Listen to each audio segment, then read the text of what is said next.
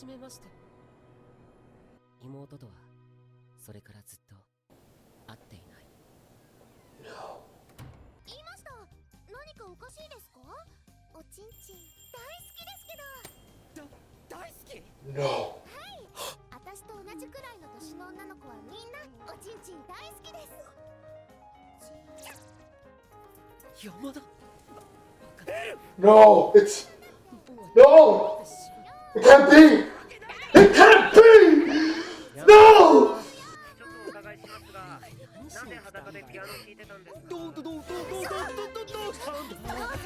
お兄ちゃんに惚れたんだ。お兄ちゃんに惚れたんだ。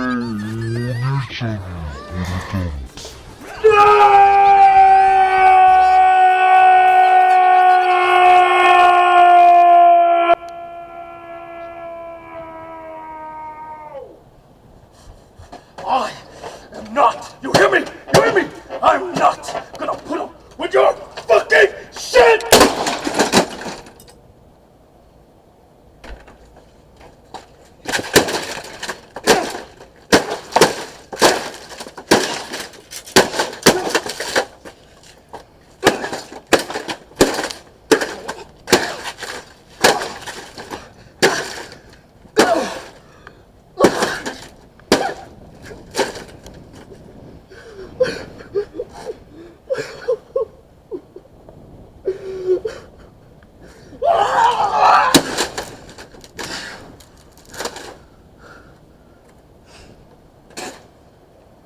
Fuck you, enemy.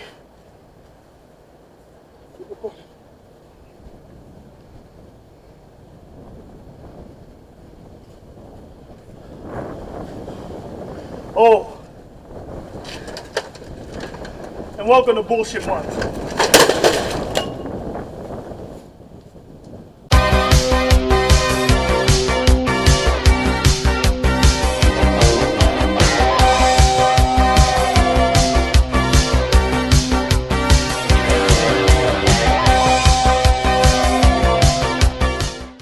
Hey guys, the Black Critic Guy here in the newly made BCG Studios 4.0 Section 1. That's right, this is just one small part of a much larger studio that I plan on making further down the road. But let's be real, you're not here to hear me talk about my plans to make a larger studio. No, you're here for something much more interesting, much more thrilling and exciting. You're here to see the first video to kickstart the very late Bullshit Month. And I couldn't have picked a more appropriate anime to review than the trashiest show apparently in the world to most anime fans, Eromanga Sensei, from the creator of Ori no Imoto. Let's get started. Now, Eromanga Sensei, in a nutshell, is about a high school boy named Masamune Izumi who writes light novels and as an artist with a secret identity by name of, you guessed it, Eromanga Sensei, draw the art for his light novel. He also has a little sister who he doesn't really talk to because she locks herself away in her room and doesn't really interact with the outside world. All he ever does is like knock on her door to give her some food and that's it. But one day, he discovers, shocker, his sister is actually the mysterious Eromanga Sensei after watching a live stream with Eromanga Sensei, and he noticed that the tray behind Eromanga Sensei was the same tray that he gave his little sister. And so from here, he gets closer with the city. He basically likes his sister, but both of them will not admit their feelings, so it's this will they, won't they kind of dynamic, and they meet other light novel writers in the process. It's, yeah, that's the story. Now with the dawning of a new Bullshit Month, it was inevitable that I would have to start the month off with the review of an incest anime. I mean, at this point in time, it's become damn near synonymous with the month itself. If it's Bullshit Month, BCG has to review a shitty incest anime. There's no avoiding it at this point. I know you guys so well. If I were to ask you right now on my Facebook and Twitter, hey guys, Bullshit Month's on the way, what should I watch?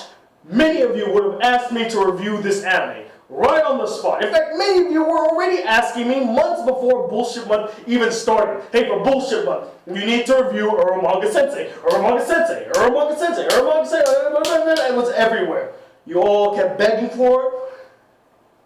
And you know me, good old Black Critic Guy, willing to oblige his subscribers, his loyal, faithful subscribers who supported him over the years. I couldn't say no to you guys. And considering that I was featured on Gigguk's video about Eromanga Sensei, the new level of trash, I mean, it's like the universe was just asking me to watch this. So, I sucked up my pride and said, okay, I'll watch it. Even though I really didn't want to. One, because of the subject matter. Two, because it's from the same guy that made Ori no Imoto, an anime which, by the way, I did not hate. For those of you who think I hate that anime, I didn't. I thought it was okay. I still didn't like the incest about it, but there were some things I liked about Ori no Imoto to a degree.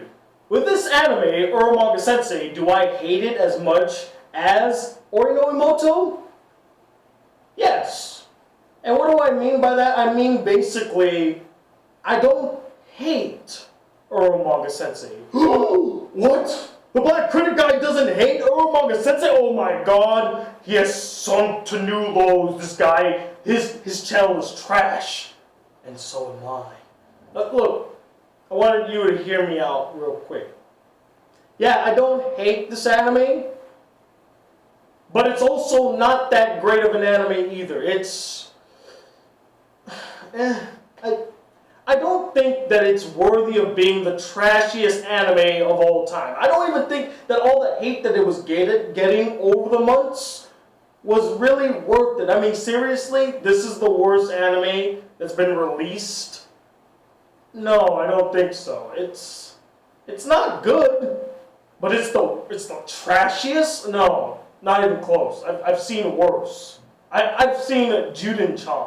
I've seen a show where girls live on an island and they literally rub on each other, like try to turn each other on, and they turn into weapons. Like, that's smut. That's just low-level garbage. This anime actually has some substance to it. Not the best, but hey, it gave us something at least. It at least tried. Now, with that bombshell of a discovery out of the way, yes, there were a couple things in Eromanga Sensei I quite enjoyed. For one, the animation wasn't half bad. Sure, it's not the best animation out there, and honestly, I wasn't expecting the best animation out there, but it's good for what it is. It had some really pretty backgrounds, it's very colorful, and had some really cute character designs. And yes, I understand it's very creepy for a 24-year-old to comment on how cute the character designs of a 12-year-old and a 14-year-old look. But they were purposely made to be that cute. And if they were made to be that cute and they turned out to be cute, then the artists did a great job, now didn't they? Now, do I feel weird saying it? Yeah, I do. But it's the truth. And if there's one thing I pride myself here on my channel is that I'm always honest with you. The character designs were cute. Ow! The best thing this anime has going for it that saves it from being an unmitigated bore fest was its supporting cast. They truly shine in this anime. That's mainly because the two leads, we'll get to them soon. But let's focus on the supporting cast. I thoroughly enjoyed them. Anytime I saw a supporting character on screen, I actually was having fun with the anime. The two best, in my opinion, is first off, Elf Yamada. In fact, she is, without question, the best character in this anime. She's exuberant, eccentric. You really get an understanding of her personality and character. You know that she's extremely lazy, but a gifted writer nonetheless. She writes very interesting stories. And she even has a really strong and dynamic relationship with the main character, Masamune. In fact, I'm not even shitting you guys. If they were the main couple of this anime, of Eromanga Sensei, this anime would have been a pretty enjoyable romantic comedy. Because their banter is just on point. Their chemistry is undeniable. I enjoyed every single scene, every single moment with them. In fact, they're the only characters in the entire anime that I felt like actually formed a bond. They had a spark in their relationship. She's also the only character to challenge Masamune as a writer and help him improve. One of the best and most memorable scenes in the anime is a small exchange between Masamune and Elf, where Masamune tells Elf to stop being lazy and to write even though she's not motivated, because that's what he does. To which she replies that you should never under any circumstance write when you're not motivated, because at that point you're not putting your best foot forward. That's not when you come up with the best ideas. It feels very manufactured, like it's a job, where she treats her writing more as a hobby. She writes when she's inspired and actually has something going. And this has a big impact on Masamune as a character, and it's actually something that I, as a creator, also agree with. You should never work on a project if you're not 100% invested in it. If you're not putting your best foot forward, if you're not truly motivated, then what's the point? Because you're not going to make any sort of good work if you're not motivated in what you're doing. So that's why I really, really liked Elf Yamada. She's a great character. She's a lot of fun. I just didn't like the sort of introduction that we got with her in the third episode. It just...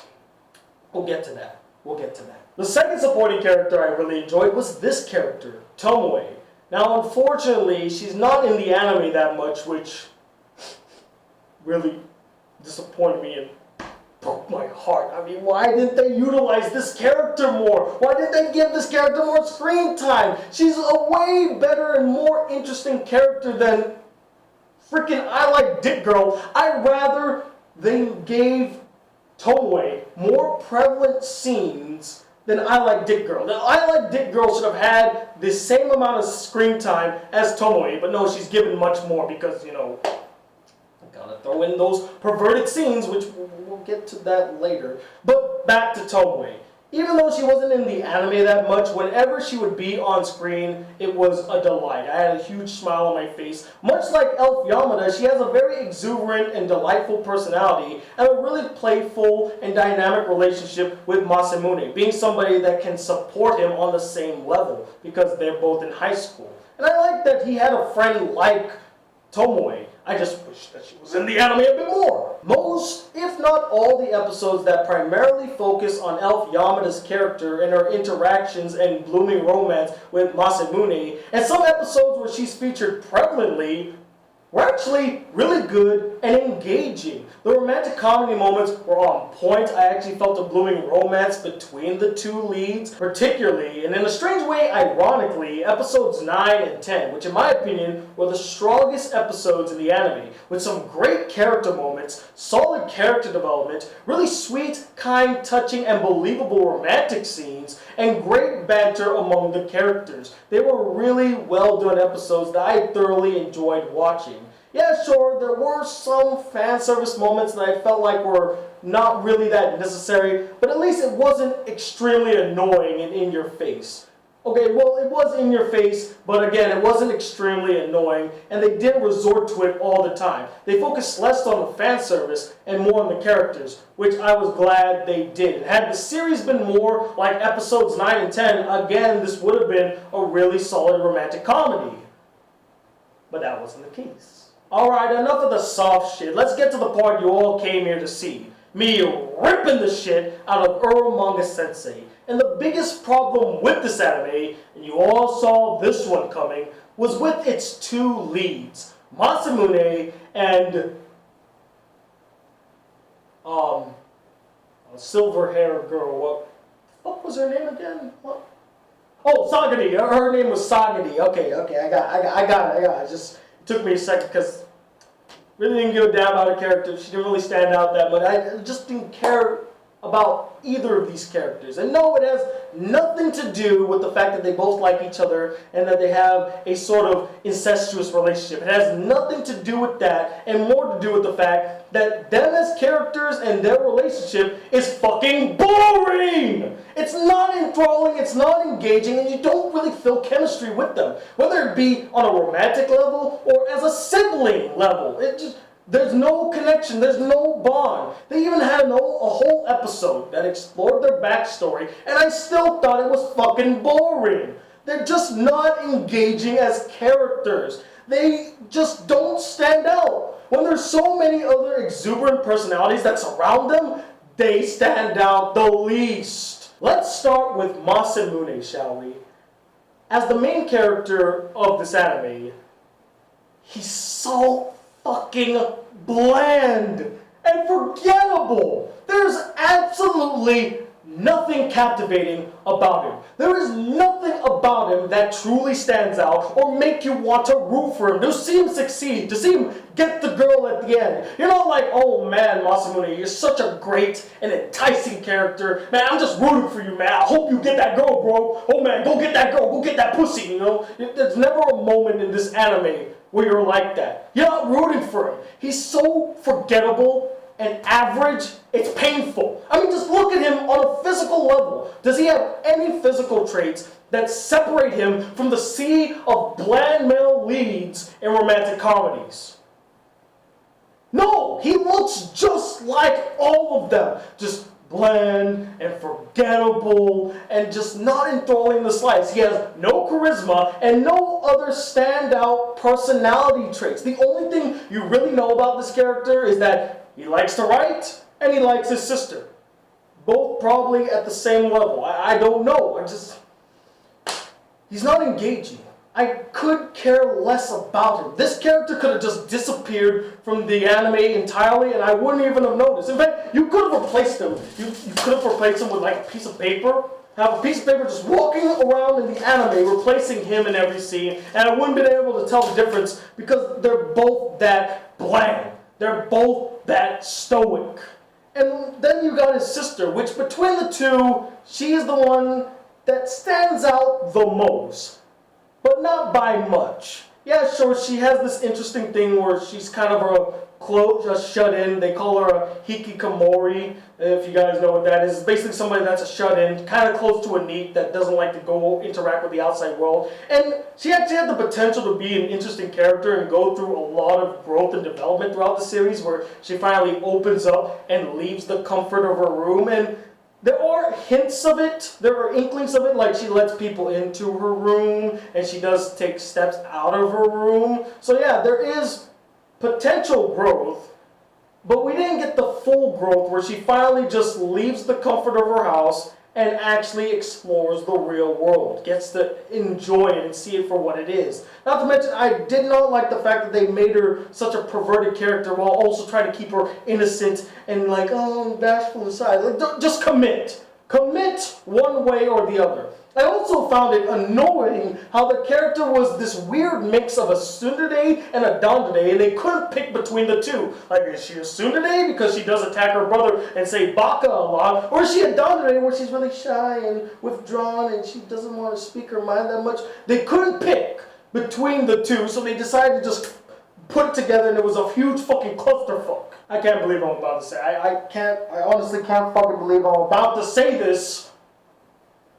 But I felt a much more convincing and stronger bond and connection between Kirino and her brother than with Masamune and Sagari.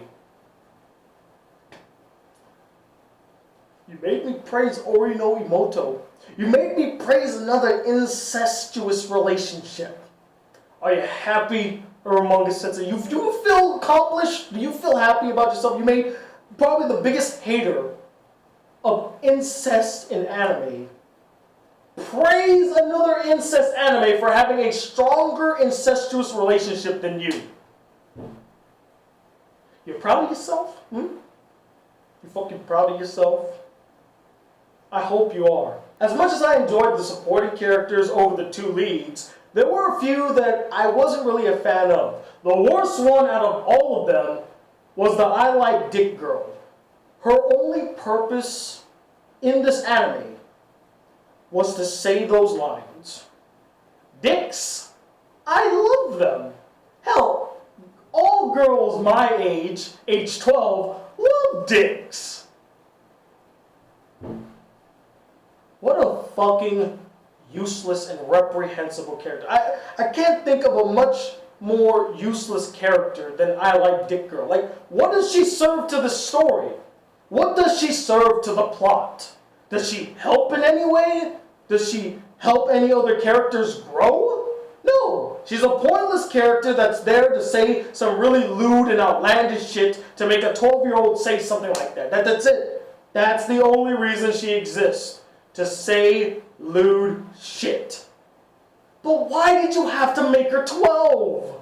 12 years old?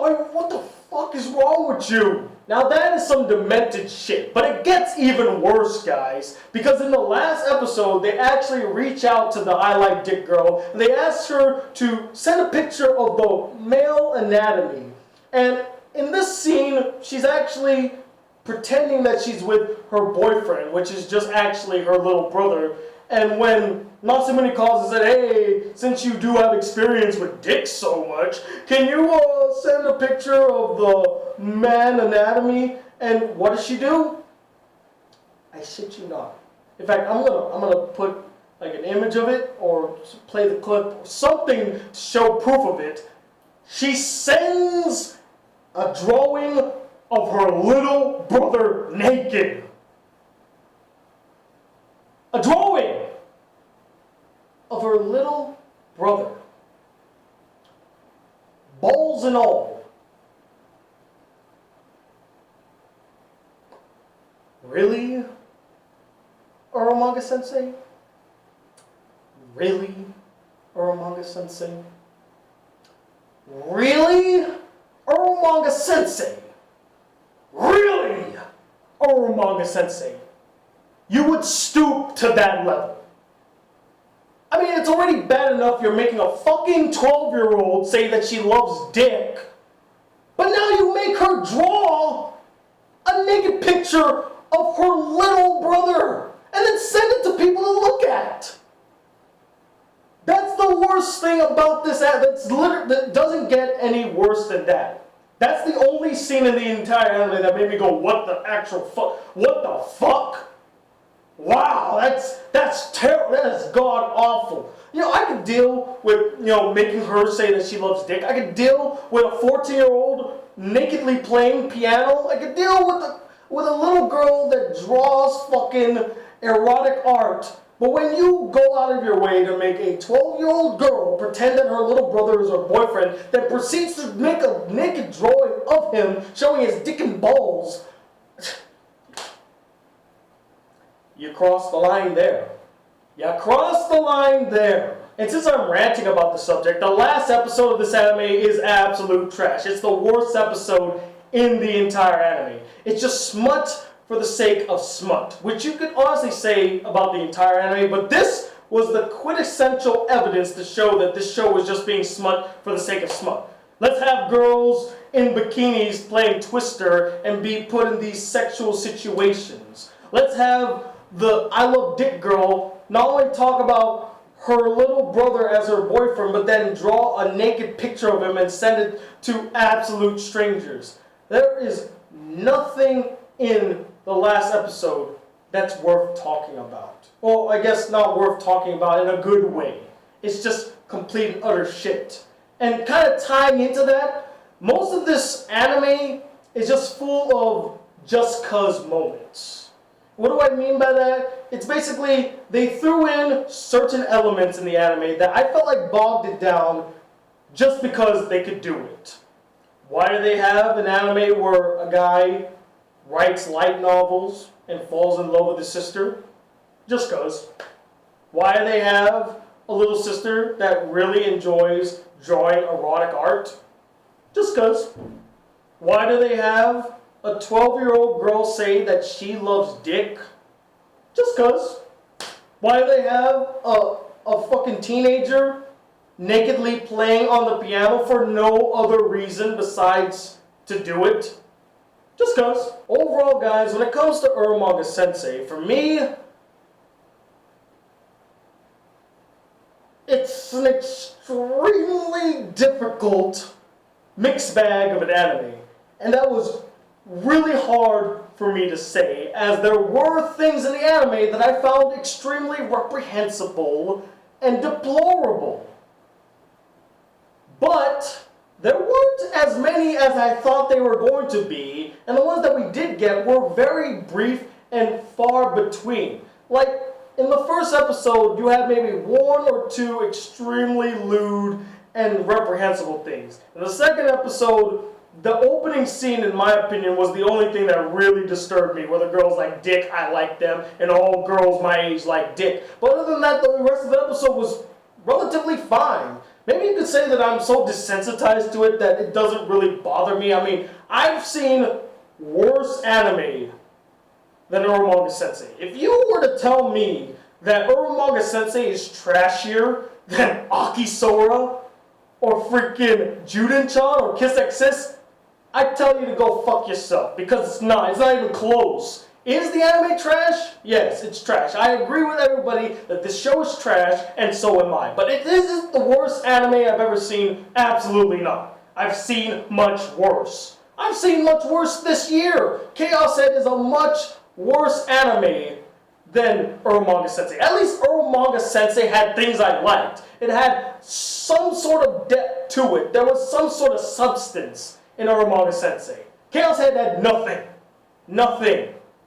So yeah, I don't agree with the entire internet that this is the worst show ever made. Nor do I think that it's the trashiest show ever made. I guess what I'm trying to say is that although there are things to hate about Eromanga Sensei, there are actually some decent things about it. There's a form of substance to Eromanga Sensei and things you can get attached to.